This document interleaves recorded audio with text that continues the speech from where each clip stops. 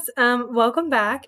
So I know some of you are working on test corrections right now, but for the rest of you guys, I'm going to go ahead and start our lesson. So this is in student view, so this is exactly what you should see. You're going to head all the way down. If you look on here, this is updated, so you're going to complete lesson 13 today, and we'll work on 14 on Friday. Here's this week's assignments. They're all updated. So we have quiz corrections today, Miss Warmby's lesson video, which you are currently watching, and the Bill Nye video with the worksheet. So go ahead and head all the way down to enter here. You're going to go ahead and go into Unit 1. And again, today we're going to be working on lesson 13.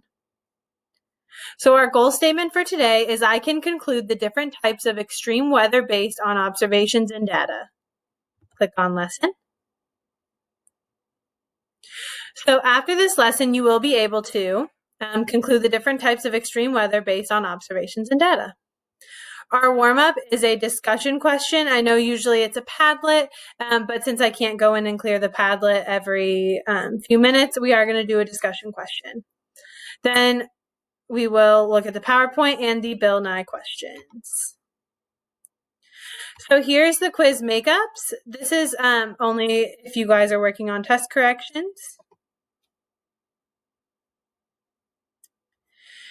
So here's the warm-up. What are the 4 types of fronts we talked about? And name a characteristic about each one.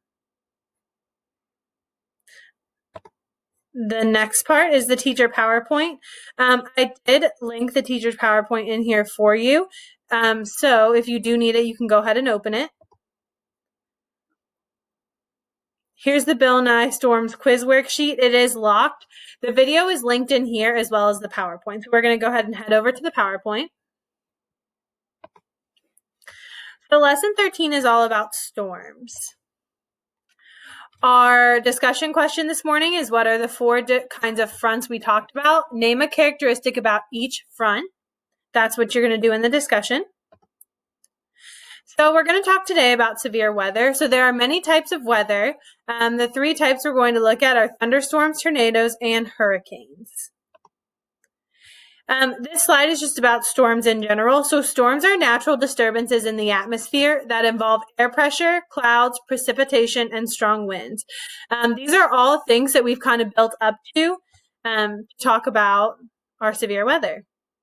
So first we have our thunderstorms. So it's when warm, moist air rises upward quickly and then cools. So if you remember when we talked about our fronts is when our cold air kind of pushed our warm air and our warm air had to rise really, really quick. So that's going to cause a thunderstorm. This movement creates a charge in the cloud with a positive charge at the top and a negative charge at the bottom. The positive discharge that moves toward the ground is lightning. Thunder is the sonic boom that we hear after. So actually, lightning comes before thunder. Then we also have tornadoes. When warm air rises quickly in the cumulonimbus cloud, the updraft creates a funnel cloud. So if the vortex, so the swirl of the wind, reaches the ground, we call it a tornado. This event is destructive and only lasts a short time in small areas. And then most move from west to east. And remember, that's also the way our weather moves.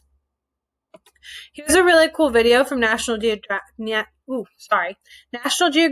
that you guys can watch. It's about 3 minutes.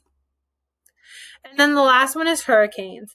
So hurricanes form over warm ocean waters along the equator. And this is a low pressure area with warm, moist air rising and causing powerful winds. So if you kind of looked at all 3 of these, all 3 of them are caused from warm air rising so quickly. Okay. The winds swirl counterclockwise toward the northern hemisphere. And remember, they go clockwise in the southern hemisphere. That was called the Coriolis effect. So throwing it back a couple lessons. And then the eye of the storm is the center and surprisingly calm. So this little circle right in here is the eye of the storm. So whenever you're in the eye of the storm, that is the part that is calm. Here's also a video about how hurricanes are formed, so please go ahead and watch that. It's also from National Geographic, and it's a really good video. And then this is what I need you to think about for next class. So think about the craziest weather experience, and then we will share with the class on Friday.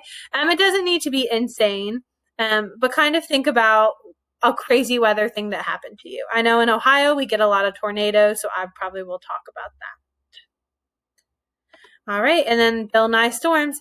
So you're going to watch the Bill Nye video. It is about 24 minutes. I'm sorry, it is a little bit long, but it does cover everything a little bit in more detail about storms. The video is linked in here, so you can click on it. Also, it's linked in Canvas. And then you're going to complete the Bill Nye video worksheet, which I will show you what that looks like. So here is the Bill Nye video. This is what it should look like. Oh, it's 23 minutes. And then I know it says quiz. It's not a quiz. It's just an activity. But you are going to watch the Bill Nye video, and then you are going to be able to answer these questions. You're going to answer them down here. So El Nino can cause storms to rage all over the globe. Then you're going to come down here and write true or false or whatever your answer is, okay? So you're going to come down here to put in your answer. All right, I think that might be it. Again, this is not a quiz, it's just an activity. And then you're going to put your answers down here. It is worth 10 points, so please make sure you do complete it. Right, and that is all I have for you, and I will see you guys on Friday.